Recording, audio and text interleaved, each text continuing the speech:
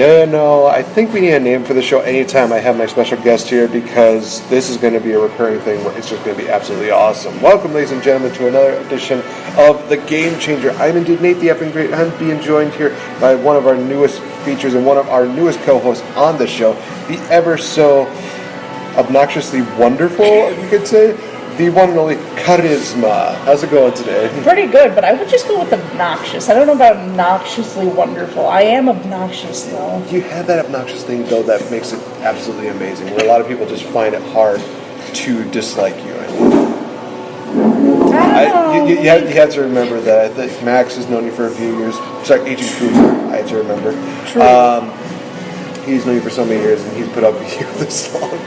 And you know, it's one of those things where it's like, well, I could put up with it. And plus, we've known each other for years, so true that. It's kind of the same, right? But so literally, what we're going to be doing here, ladies and gentlemen, is that we're going to be talking about one of the most hardest things probably to talk about, and that is indeed sequels, and not just movie sequels. No.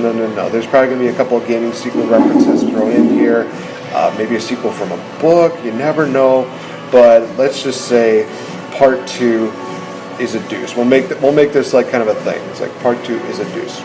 So honestly, yeah, it's hard to really set your heart from the first, installment half the time.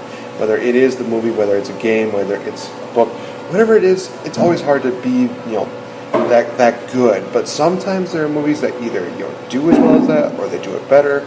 I know a lot of people have definitely discussed how bad The Last Jedi was, but I personally... I still like it, but... I still like it too. Is it one of my favorite Star Wars movies? No. Is it better than Force Awakens? Well, no, but it definitely has one of those moments where, you watch it and it kind of makes you more think than anything. And that's one of the things that make movies great, is that it makes you think. And it wants you to generate questions like, what's going to happen now? Well, my view of the Force has changed. Why is, it able to do this? The scene where Rey is in the cave and she's got that, reflection deal. That goes on forever? Yeah. That was cool. I thought that was amazing. But it was a great moment, too, just in general. But, so I'm going to tell you this, guys, right now. Last Jedi is not part of this list because, that movie was not that bad as people have made it out to be. No. Critics have definitely been gushing over it, saying it's an absolute masterpiece. I've gone on record to say that it's really good. But there are quite a few movies and installments where it's like, really? This is your number 2? This is a thing? Oh, boy. But let's actually start with you, Karisma, as far as like worst sequels, because we were talking about one of them on your list and how it's one of those things where it's like, what? They made this a thing? Why? And what? So, go ahead. Well, you said, my starting comment is, I'm a huge musical fan. Love them. They're a lot of fun. Grease. That was the one that I loved it so much as a kid. I actually had the soundtrack. I still have the soundtrack for Grease. But Grease 2? Why? Why would you do this? Like, it's not the fact that it's a sequel. It's not the fact that they did a sequel. It's the fact that it had nothing to do with the original. Like, at all. And other than the fact that they had greasers and the girls in pink, the disconnect is terrible. Like, was it trying to be like its own movie, or what was kind of like the? It was. So Rydell High, you go from being the high school kids to being the college kids. Okay, except none of these kids were the kids from that high school. How did we get to this place? It was supposed to be a sequel of, we're moving on to college. This is what it's going to be like for them. These aren't even the same people.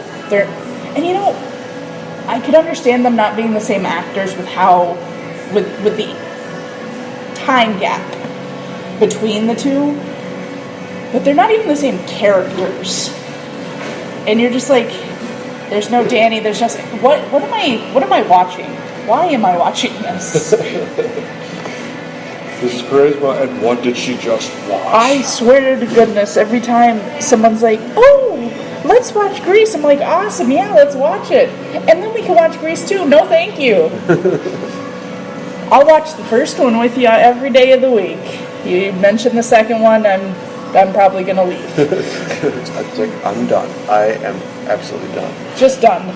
So it's literally one of those situations where they had, like, Sandy and Danny, they, fly up in the car, and, it's one of those things where it ends on a high note, and everything looks like it's peachy keen. But somehow they land from the car, and they're, like, somehow completely different, and maybe, like, the end of the movie is just them having, like, their eyes glowing, and it looks like they're And alien. suddenly they're different people.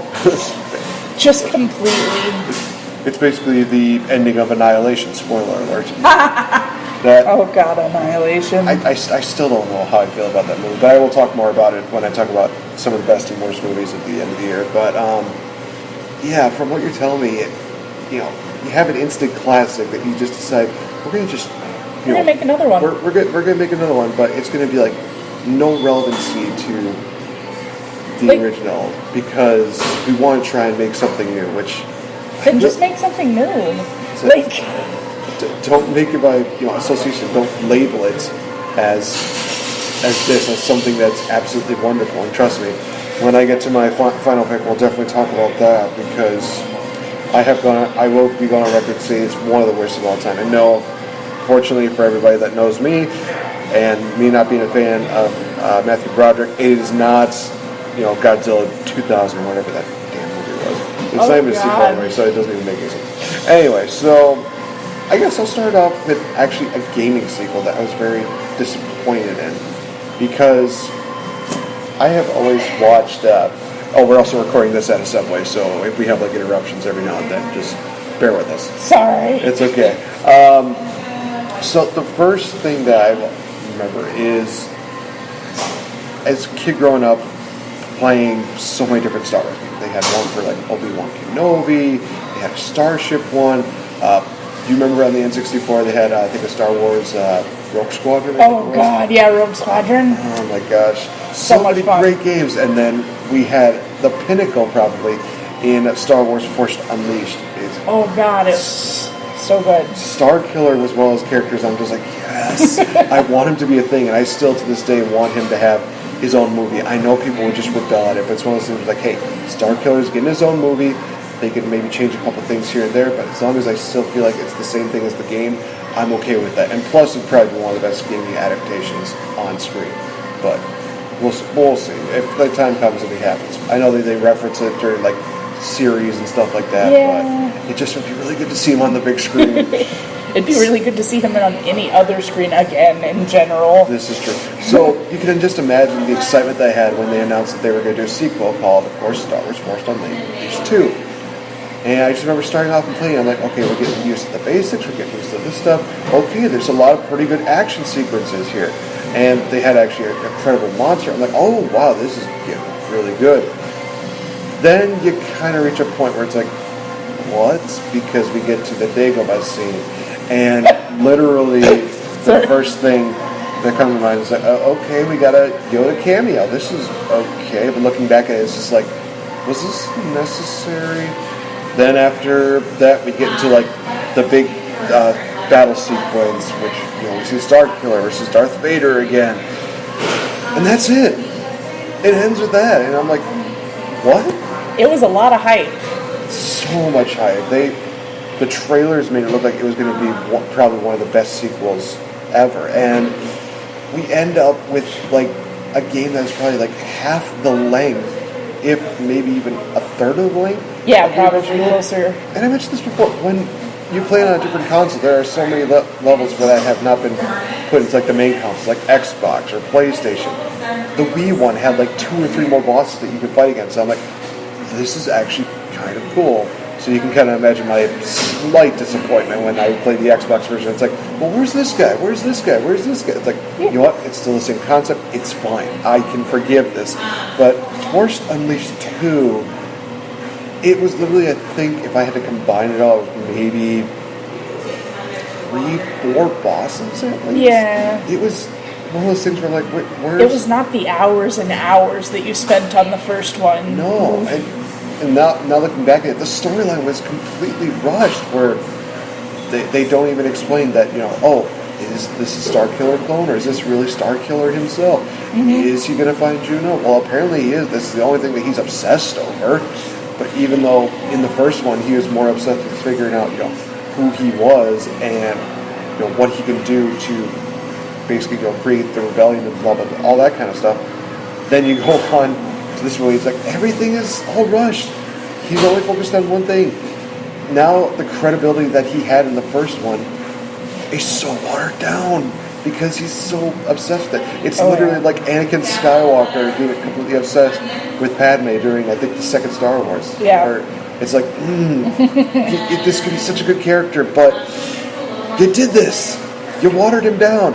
You made him into basically a little whiny baby. Why are you doing this to me? Oh, Starkiller needs a reboot so bad now. I might literally cry. And not even the good tears. Well, see, and a lot of people are like, well, they were rushed. They were rushed into making it. No, do you know how many times a game has literally said, oh, well, we're gonna push it back. We're gonna push it back. We're gonna push back your release date. Don't give me that. Dude, I'm getting the remake of the Spyro trilogy, and they just recently, this is a remake, and they said, hey, you know what, guys, we're gonna take an extra 2 months on it because we want it to be as good as possible. Where was that for Star Wars Force Unleashed 2? Because that's obviously what they needed was more time. I think us as fans, we would have waited. I mean, we probably would have been a little unhappy because, I love Star Wars fans, but they're not always the happiest people. Yeah, that's going to be a topic we're going to need to discuss in a future episode. Oh, goodness. Because, there's some things where it's like, we understand your critique, but you take it a little too far sometimes. Mm-hmm. And this is one of those things where you critique this game. It's understandable because of the fact, like I said, character is watered down, storyline is rushed, there's no real development in anything, whether it's character or story. So the first game I had a lot of desire to replay because I felt like I might have missed something or I just wanted to relive that story. Star Wars Force Unleashed 2, there wasn't a lot of want to replay it. You played it once and you're just kind of like, oh, okay. I mean, I may have replayed it at least one other time, but it wasn't because, oh my god, I want to play it again. It was because I haven't played this in a while. No, you see, at least with the, what was it? The Force Unleashed first one, you had like an option to go either after, the Emperor or after Darth Vader, and it creates two different storylines. It's absolutely amazing. And even the DLCs, oh my god, the DLCs were amazing in the first one, but the second one, I think they only had like one additional storyline. That was for Return of the Jedi, which, hey, we get Leia as a Jedi, which some people would be like, oh, this is actually kind of cool. But the fact of the matter is that was also rushed too, so literally it's like, they didn't flesh it out enough for it to be as cool as it could have been. No. Because, I mean, to me, Leia, as much as I love her, she's always going to be Force sensitive, maybe even a Force adept. But I don't quite see her at Jedi level. But that's a personal thing. Yeah. But again, it's just one of those things where it's a constant reminder that gamers and game technicians especially, take your time with the games. Don't just be like, oh, we need to make this game. Let's just do it as fast as you can, because otherwise you're going to have major glitches, and then you're going to get a nice, beautiful game, quote unquote, called Sonic Boom, which everybody just hates absolutely. And you see, and let me tell you this right now, that's one of my favorite series to watch with Game Grumps, because Barry does an absolutely amazing job of just being like, oh my god, they made this into a game. Hey, look, there's a glitch here. This person's walking on absolutely nothing. There's apparently two of them. There's one thing that just appears out of nowhere. It's like, what is going on here? Now, this game did not come out until after Force Awakens, or Force Unleashed, but remember, people, No Man's Sky, the reason it did not do as well as it should have was you promised us a bunch of stuff you didn't give. Star Wars Force Unleashed 2 didn't do that great because you made it look really pretty. We all bought it, and then we went, oh, there could have been so much more to this. Right. Oh, man. But I think we talked about Force Unleashed enough, so what do you got for us next? Moving right on that Star Wars line. Oh no. I love episode 4, 5, and 6. But let's talk about 1, 2, and 3. Just for a moment. Just for the slightest moment. I did a rewriting on these, and I thought this was going to be the end of those, but nope, they come back to haunt me again. You said you wanted bad sequels, and everyone will say, oh, those are prequels. They did come after, though. Fair enough. And all I have to say is, there are things as a Star Wars fan that you always will like about them, but there are things as a Star Wars fan you will always hate about them. And I'm going to be nice and leave it at that, because Star Wars has been touched on many times. It's one of those things where if I could just, maybe deteriorate just a little bit and go into a direction of, just the positives that came out of those prequels. Liam Neeson as Qui-Gon Jinn, absolutely awesome. Amazing. We mentioned, this was kind of like the rise of Ewan McGregor, where he started off kind of blandish, kind of boring, and nobody really seemed to care about him in the first one. Second one, he started getting more fleshed out and developing, and people are just kind of like, okay, he's kind of a cool character. I mean, he starts getting like quick and witty lines. And then you get to 3. And then it's just literally like, I want to see him in like every single movie now. Yeah. Because he's that kind of character that you can either relate to, or you could just look at and just say, I like this guy. I want to, hang out with him. I want to just, spend an entire week with him. Honest to God. If Ewan McGregor, if you're listening to this, dude, I would love to spend an entire week with you. That's absolutely amazing. If we talk about Star Wars, Christopher Robin, whatever, that'd be amazing. Some of the action sequences were okay, but other than that, I think Liam Neeson and Ewan McGregor, there's not many actors that really kind of stood out as, absolutely wonderful or just breakout roles. We all love Natalie Portman, but it's usually not for the Padme role. Yeah. This was one of those things where I look at Natalie Portman and say, this is not one of your better works. It's not your strongest. She didn't do horribly, but it is not her strongest work. No, it really isn't. I understand that she's trying to be, the romantic and trying to, show support, but I don't know. Those love deals were just bland as man. I was like, I feel no emotion here, and I think even when she died at the third one, I was just kind of like,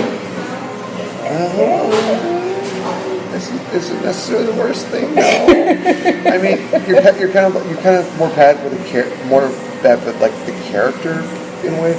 But the way that she kind of performed it was just kind of like, I don't know. And then, oh man, we have to bring him up. Somebody who really suffered from these movies, Hayden Christensen. Good Lord. Well, first of all, the first movie, of course, had that, I will always call him the kid from Turbo Man. Just, oh man, why did they have to make him somewhat of like a whiny little kid, and he's screaming. He's okay, you know what? There's this pod racing. Shut up. To a point, I get the whiny little kid. To a point. Because if you stop and you remember being a kid, especially me, I had, I'm not going to say crappy childhood, but I was a poor kid, so I remember being kind of whiny because I didn't get the things I wanted or whatever. But by the same token, oh my God. You had more than any of the other slaves did. Why are you crying? Right. It's really, and of course, and to your point, he's living a better life, on Coruscant and actually getting food and actually getting a bed of his own and blah blah blah. Mm-hmm. And he still finds reason to complain, and that goes through Hayden Christensen, who honestly could be one of the better characters. And there are some points where I think, oh my God, Hayden Christensen as Anakin Skywalker is one of the best things ever. Like the scene where he, turns to the dark side is one of the scariest deals. It is actually a believable performance by Hayden Christensen. But up until then, he's just a whiny little baby, and it's like, just shut up and give this adult a pacifier. Well, and it kills me because, okay, Qui-Gon told you were special, and I'm glad you took that to heart, but you took it a little too far to heart, and you basically were like, nobody else is realizing how special I am. Except this creepy old man. Sorry. Oh, we went to a dark place, but no, I understand that, and I totally agree that just because you're basically called special, unless you have the skills or the personality to kind of back it up, there's nothing you can really. You're always going to get criticized for it, and that's I think why it was so easy for everybody to be like, oh, the Jedi Council doesn't want to make him a master. I totally get that. Mm-hmm. Oh, why Obi-Wan doesn't really trust him to go on these missions. I understand that. Mm-hmm. And I hate the fact that it sucks how basically Qui-Gon, damn it, Obi-Wan is, I'm stuck on Liam Neeson and Ewan McGregor again, but Obi-Wan, he's basically almost like playing a parent to a almost 32-year-old man. It's like, you gotta be kidding me. Why is this kid he can't even call him an adult, like I'm saying. He's still acting like a kid. It's like, why is this still a thing? Oh, well, it makes it easier for him to turn the dark side. No, it doesn't. It makes him look more like a whiny brat, and people are going to want to see him die. Yeah. It's just literally one of those things, like tropes in like a scary movie, where you're just seeing this one character who's just annoying as shit. And you're just waiting for them to die. And then when they finally die, it's like, yes, everything is awesome. But it did also create one of the best moments with Ewan McGregor, which, he's very emotional, did the whole deal where he talks about, how Anakin was the chosen one, how he was going to conquer the dark side, and that line of, you're my brother, Anakin, I love you. And that was one of the few moments where it's like, okay, this actually is getting the emotions going, because it's one of those things where, like, somehow he's able to play off the, yes, you were a whiny little brat, but I still loved you as a brother. Because I can tell I might need to just watch it for that scene again. Because as we all know, we still love our family. And family is not always blood. Sometimes we choose it, even when they're whiny. Or, they talk about and laugh about how horrible a movie Slender Man was, but that's beside the point. Oh, yeah. By the way, check out Agent Cooper's review on Slender Man. It is absolutely hilarious and absolutely wonderful. All right, so I think the next one, this is kind of an interesting one, because it's one of those movies that doesn't really stand out as like, oh my gosh, one of the best movies of all time, but it's still one of those movies where it's like tolerable and enjoyable. Do you remember George of the Jungle? Of course, I loved George of the Jungle, don't get me wrong, but I was a huge Brendan Fraser fan for a very long time, and still am. Well, it's one of his better works. I think that when people talk about Brendan Fraser, they'll definitely talk about Mummy, George of the Jungle. I would even throw Looney Tunes back in action in there somewhat, because of him having like some kind of comedic tones to it. But yeah, I School really Ties was one of my favorite movies of his. But most people don't know that movie, so. But yeah, George of the Jungle was one of those movies where it was like, okay, this is basically a guy who's been raised by apes and based off an old cartoon. Yeah. And honestly, I thought it was a pretty good film adaptation. I think the way they did, they made it for kids. They had a couple things that were for adults. I love the scene where he's basically at an apartment where he just talks about how he's basically like naked and in front of Ursula and her friend, where she's like, oh, I burnt myself on the waterfall and I slipped on a really slippery rock. And literally you're just like laughing because like, yes, this would probably happen, because the fact is that he's a guy who's not used to the modern world. And they always had that funny deal where he's doing like a watch out for that tree. Oh God, yeah, it was so good. The tree stuff was funny, and then they transitioned that into like the real world stuff, and it was still kind of funny. Obviously, they couldn't say tree, but they said watch out for that. Ooh, it was good. As we did. Then we move on, and did we need to have a sequel? Nope, but we got one anyway. George of the Jungle 2. It's like, okay, well, we got a sequel. Well, I mean, it had to at least feature, like Brendan Fraser. Nope. Well, maybe it features Leslie Mann, the girl who played Ursula. Nope. Does it feature the villain from the movie? Surprisingly, yes, it actually does. Do we at least see John Cleese make a cameo back? Yes. Do we see the mom from 2.5 Men make an appearance? Yes. And she plays one of those roles that were annoying as hell, but whatever. what else you got for us? Well, I mean, they brought in Angus T. Jones from 2.5 Men, where he's playing George's son. It's like, okay, well, he's kind of a comedic genius. Not in this one. No,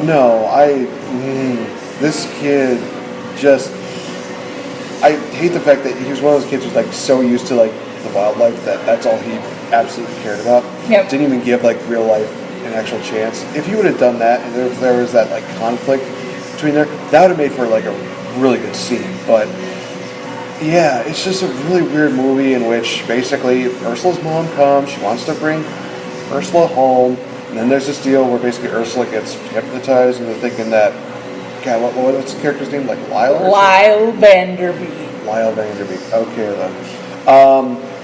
Yeah, where Vanderbilt, something like that. Vander something. So basically, being told that, oh, this is your actual husband, and of course she's kind of like, well, it's my husband, but I'm not quite sure about that. It's like, well then doubt it. But still, somehow she's like, quote unquote, loyal. Okay. Then it ends with a really stupid deal where somehow the hypnotic spell can be broken by George's kiss or something like that. Because true love's kiss breaks everything, question mark? That was just one of those moments where it's like, what? What? That was the one thing that stood out to me where it's like, this is a thing. What? Why? I don't understand it. Just, I mean, and so for the record, this has honestly gone on as one of the worst films ever made. And it's not wrong.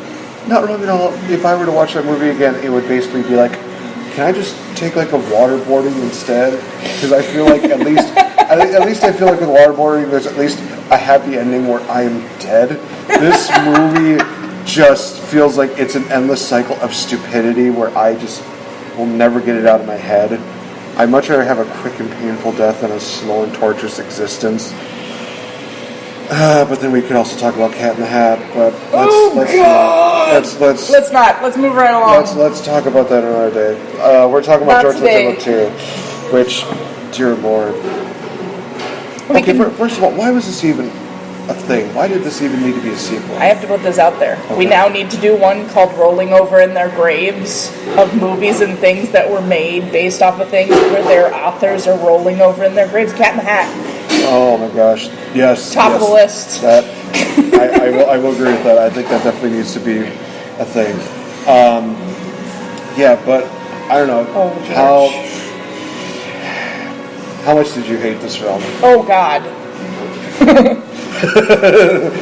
Moving on. Luckily enough, I was lucky to catch it on TV, so I didn't have to rent it. Because I was like, I'm one of those people. If you're gonna be a critic, you gotta watch it. Yeah. So with that one, I'm like, I gotta see it. And I'm like, oh, look, Disney's playing it. I can wait a day or two, watch it, and I'm just like, why? Why did I do this? It's great that I paid absolutely nothing for it, but I feel like they need to pay me to watch this movie. Yeah, I'd like my time back. Because I feel like my time is valuable. So pay me for it, for watching this. Well, unfortunately, I think I've only got like one more on my list of things. So if you have plenty of other ones, then you showed me your list. You got quite a bit. So let's take a bit of time and actually talk about yours for a while, and then we'll just end it on mine. Yours has to be the end one because that is who. All right. So what have you got for us next? Please tell me there's at least some saving grace between George of the Jungle 2. There is. I want to talk about Blues Brothers 2000. Now, for me, and for most people, if you saw this movie, I don't know, there are some people who say it's the worst thing ever. Now, I love the original Blues Brothers movie, don't get me wrong. I actually have gone back and watched the old sketches that they are based off of. Really? Where you had Mr. Dan Aykroyd and John Belushi when they were on SNL. And it's great. The very beginning of Blues Brothers 2000 really is an emotional point because it's Elwood getting out of prison and coming back to find out his brother Jake is dead. That is the most emotional, charged moment in the entire movie. And then we move on to him trying to, build a new family, which I kind of get to a point. But I would have been okay if they had done... He ends up with 3 new brothers by the end. One of them I get, because he was the son of Calloway, who taught them everything. I understood him. To a point, I understood the little kid that they literally steal from the orphanage. Where in the world does John Goodman fit into this? I'm still not sure. They wanted another fat guy, basically. That's what it felt like. And it's not anything against John Goodman. There's a lot of things I enjoy him in. He was even kind of okay in the movie. But they were trying to capture lightning in a bottle for the second time, and they didn't even have what really gave it its dynamic, which was the relationship between Dan Aykroyd and John Belushi and their characters. Do you think that they just recast John Goodman in there just because the sole fact that his first name is John? I know it's a cool thing for me to say, but at the same time, it feels like that's the weird connection in this entire thing. Like I said, it's either that or the fact that they wanted another big guy in the movie. Because I love John Belushi, but we all know he was a bigger fella. But, I mean, come on. At least I will give this... I still give it credit for what it was. Like I said, it was still kind of fun. The music in it, I love the music, but I love the blues, so... I really enjoyed hearing some of the music in it, and they had some great people in there. They brought Aretha Franklin back, which, come on, you got her not just once, but twice. Yeah, God rest the woman's soul. God rest her soul. It was one of the other reasons I wanted to bring it up, because, that it is still a bit of a segue. And also, just as a bit of a side note, to the friends and family of Aretha Franklin, lots of prayers go out to you guys. I know she left a legacy so much, and she was a legend, and she left a legacy in more ways than not. I remember, I think it was WrestleMania 23, where I think that she sang during the opening deal. I think she might have sang the national anthem, if I'm not mistaken. I can see that. It was one of those things where I knew immediately it was like, Aretha Franklin, oh my God, it's like Queen of Soul. Absolutely amazing. Oh my gosh, she sings so wonderfully. Even so many people, do indeed, lose their edge with age. She felt like she hasn't lost a beat or a step since, turning whatever age that she was. She literally probably could be 100 and she could still be singing like she could have still been singing like she was 25. And I'm like, oh my God, I want her just to make one song every year at a time. That would have been wonderful. That would have been amazing. Yeah, I don't know. It's really weird. I think I prefer John Goodman more for his animated roles when he's a voice actor. Yeah. More than when he's actually doing the acting thing. Nothing against John Goodman again. It's just something that doesn't mesh well with him when he's... It depends. I really enjoyed him in Coyote Ugly as the dad. Okay. I really bought that role. When he was Dan and Roseanne, I buy him as a dad. Okay. I buy him as a dad. That might be the only exception, because I think I've heard a lot of good things about him in Roseanne. Yeah, and that... We're talking about the original one, not the reboot. Yeah, let's not talk about... Okay. Moving right along. Yeah. So, Blues Brothers 2000. Not a good sequel, but still not a horrible movie. It's just one of those things where it's it didn't need to happen. No, it did not. Not even a little bit. Oh God. Do you have, is the next thing you have on there what I think it is? Spider-Man 3. It is Spider-Man 3. Where are you going? I'm stuck here, I know. I've ranted and raved about this movie so many times. Where do we start with this movie? Tobey Maguire cries way too many times. Him doing the emo hair deal, and then he did that scene where he's doing the dancing. It's why? Why is this a thing? This is not even... I grew up with the Spider-Man animated series, which people have said, oh, this is not that good at all. I still found enough reason to enjoy it. But there was never a time when he was fused with the symbiote where you had this deal where he's... An emo kid? Yeah, where he's just an emo kid. Yes, he had a different attitude, which I could understand. the symbiote affects people's attitudes, whether it makes a good person into like this cocky, arrogant prick. But just how that happened was just so stupid. And oh man, let's talk about Topher Grace's Eddie Brock. That was the icing on the cake of stupidity. That he's Eric Foreman. He is not an Eddie Brock kind of guy. Yeah. Eddie Brock is a guy who I literally said he is intimidating, to say the least. He's big, he's muscular. He literally looks like he can just jack somebody up even without the symbiote, which makes you even worry more when he does get the symbiote. Literally, it's one of those things where it's like, oh, well, this is the only way that Topher Grace can fight anyways if he's... Sure, but that's not Eddie Brock. It's still not Eddie Brock, no. This is also one of the reasons why, even though people are going to critique it so hard, I'm still thankful for Venom, and people are going to say... I was excited when Tom Hardy got the role. I am not looking forward to Venom. Sorry, my boyfriend and I have been calling it Vernon because... it's one of those movies where it's like, I'd like to call it something else, not... I don't want to call it what it is. But But we'll see. Yeah. I'm going to try and reserve as much judgment as possible until it comes out. I mean, a lot from what I've seen in the trailers, I'm liking what I'm seeing. It's honestly one of those things where it is definitely... seems more true to the comics than Spider-Man 3 did. Except for the fact that it's going to be PG-13. Well, when they announced that, I was like, you've lost so much right now. Well, Venom is not a PG-13 character, really. Well, I think it's also going to just depend on how they portray him, because even though there's some movies that it's like this should definitely be rated R. Remember, like back in the day when there were so many movies that were like PG-13, but honestly we thought, no, this should definitely be rated R. Or even those movies where people got super sensitive, like, no, this shouldn't be for people 13. Yeah. Even though some of those kids probably have seen boobies and... Oh, no, not boobies! I mean, it's not like they have seen it since, like, the day they were born. God damn. But, yeah, there's... just Topher Grace's Eddie Brock was horrible. Tobey Maguire crying was absolutely unnecessary. That emo-ness. The whole emo deal was just so absolutely unnecessary. It was rough. Sandman was okay. It was one like the worst. I'm not gonna lie. He wasn't bad.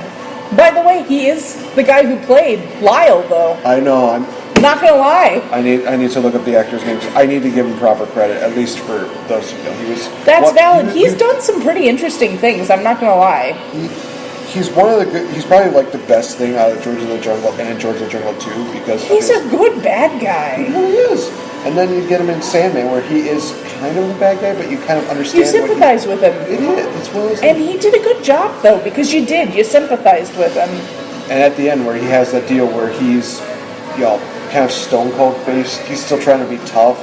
He doesn't show his emotions really that often, which is one of those things where, like, okay, there are people that are actually like this, where they don't show emotion, where they don't, and it's one of those things where he doesn't really say sorry, but he is sorry about what happened to Uncle Ben, and just that scene where he's basically talking to Peter about what happened that night.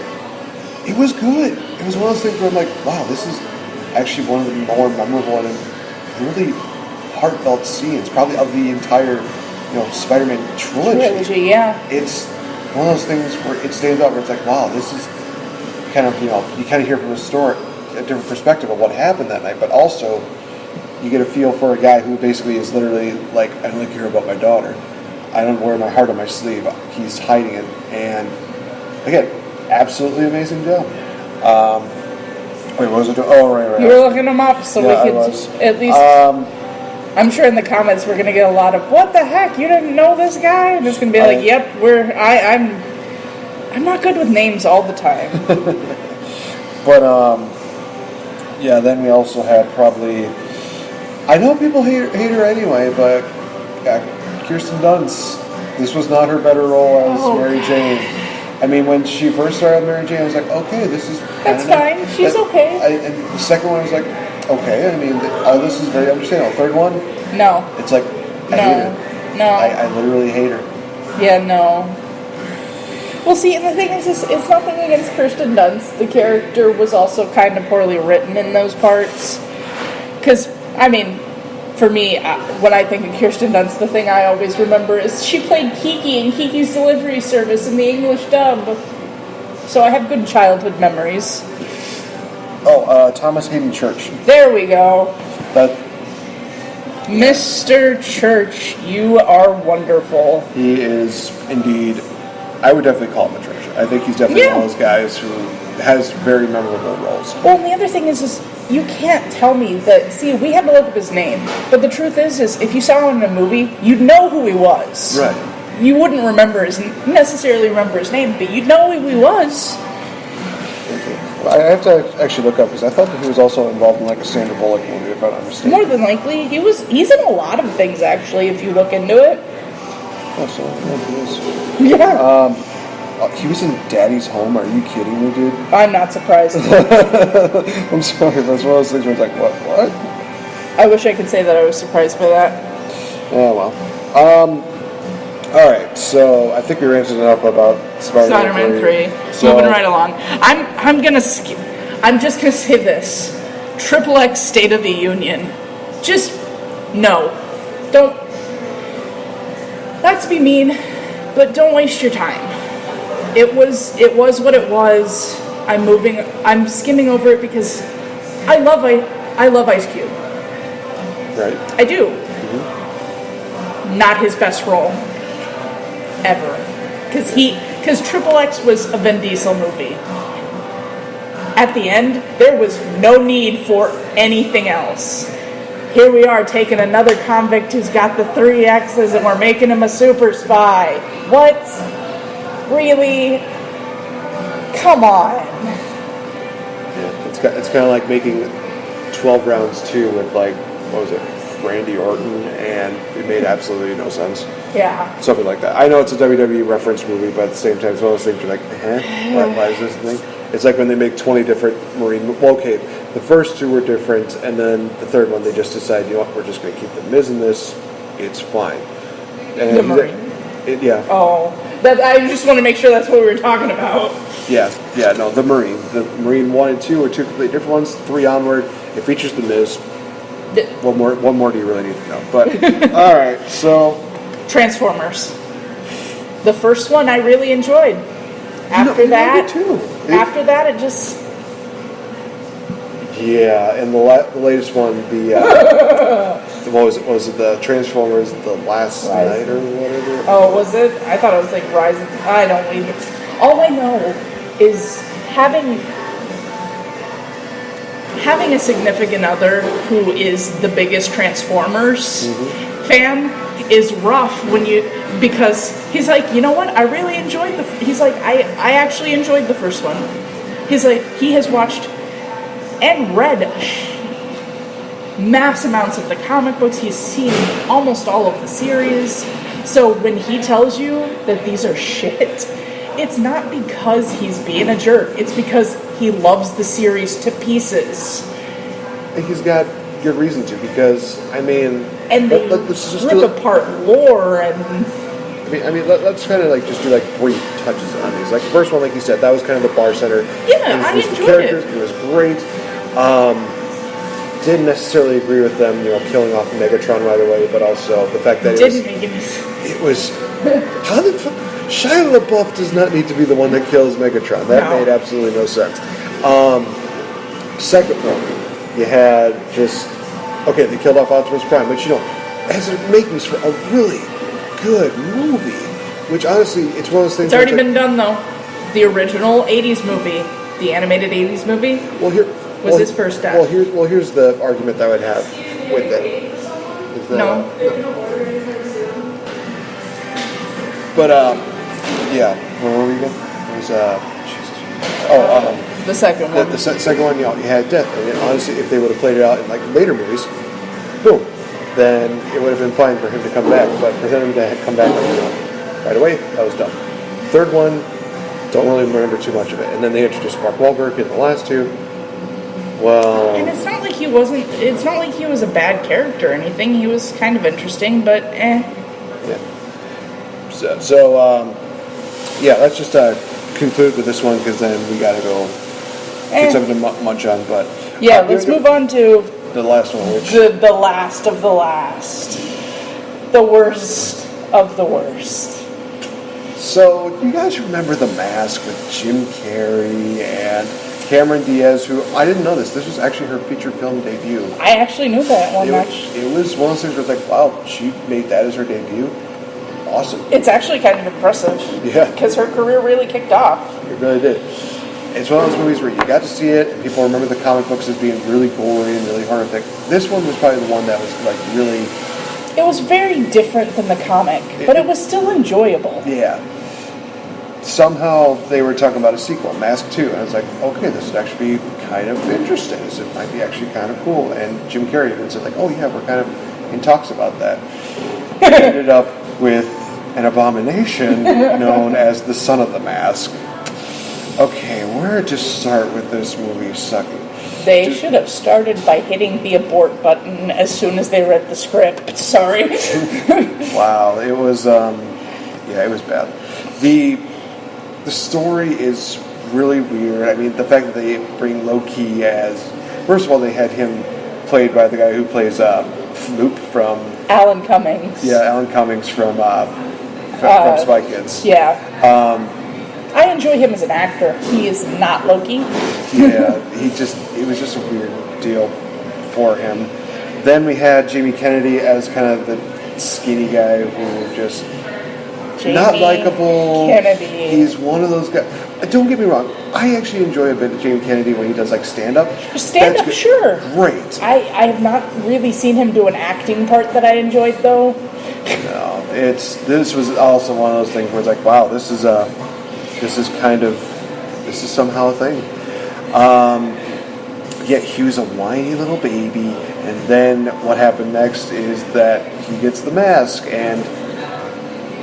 God, what the is this thing? Because at least with the, original mask, they probably had like, prosthetics and stuff like that. Yeah. That looked really cool. That actually looked really great. With this one, did they just take like a plaster deal and just decide, oh, hey, this is the mask now? It was really weird. It was like shiny and glimmering. It's like, well, why? Mm-hmm. This makes absolutely no sense as to why this even needs to be a thing.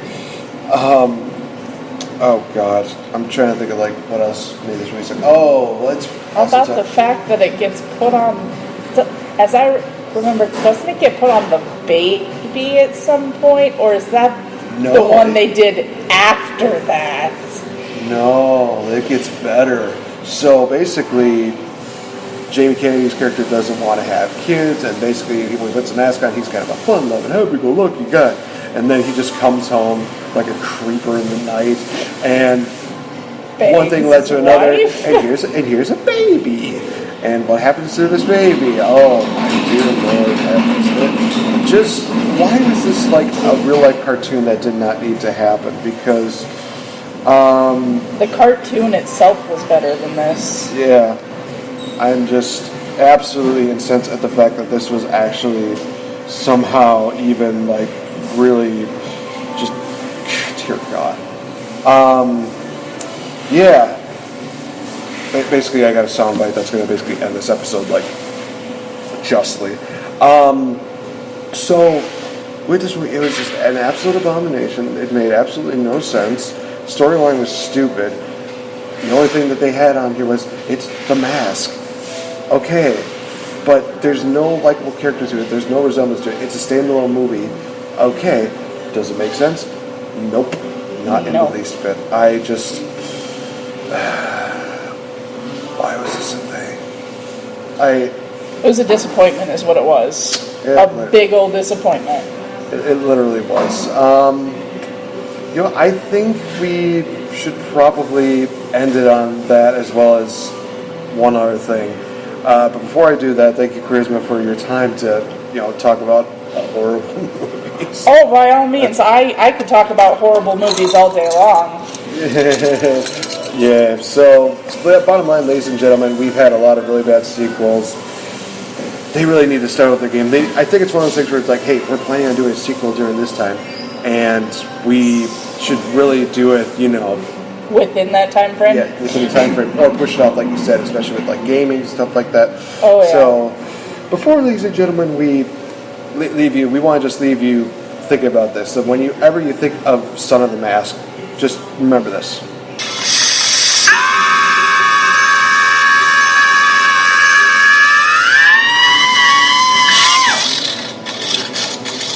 Hold on.